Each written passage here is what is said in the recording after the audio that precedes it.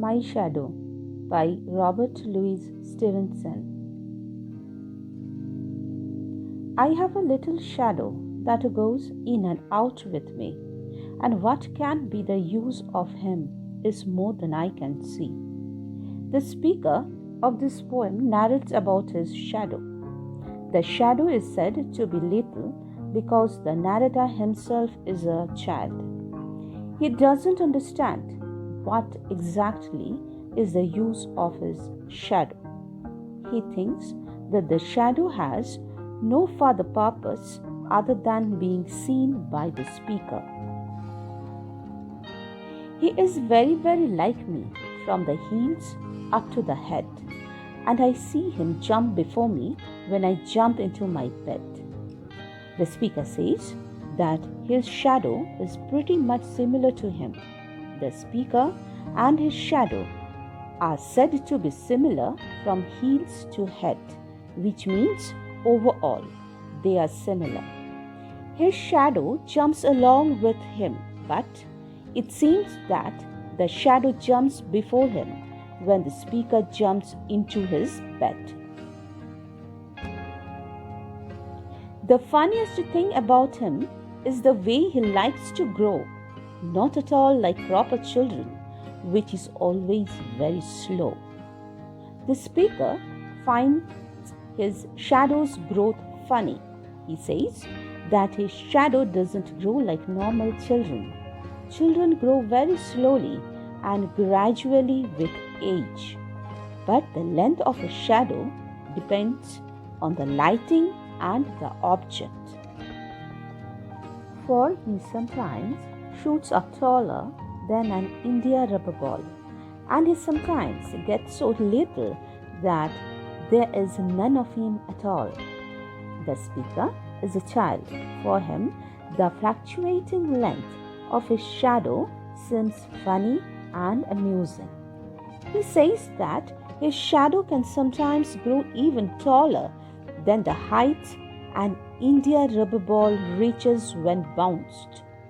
India rubber ball means a rubber ball made out of rubber produced in India.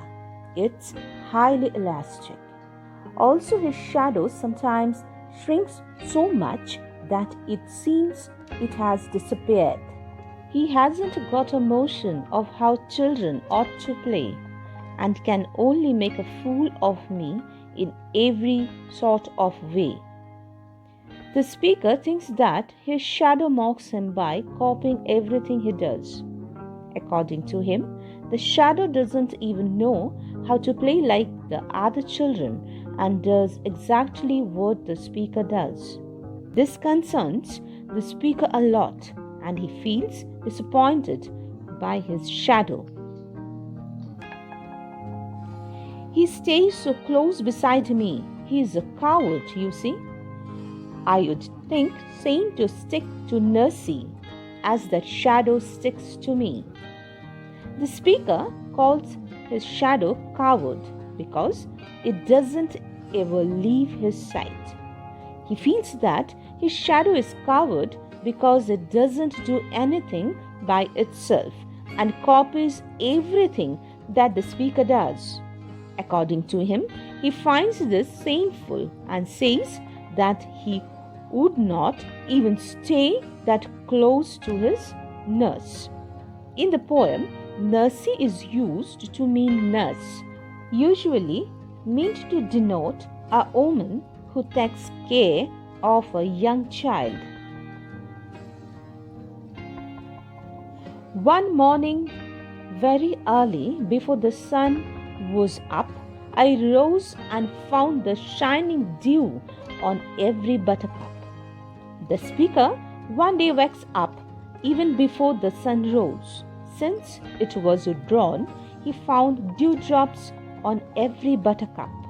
Buttercup is a bright yellow flower shown in the picture. But my lazy little shadow, like an ardent sleepyhead, had stayed at home behind me and was fast asleep in bed. The speaker says that although he had woken up and went out of his home, his shadow didn't follow this time. He thinks that his shadow didn't wake up early morning like him and was instead sleeping in the bed. Since the speaker is a child, he thinks that his shadow must be sleeping, which is why he didn't see it in the morning when he stepped out of his home. But we do know that isn't the actual case. A shadow is an inanimate object and cannot sleep, unlike the speaker says it does.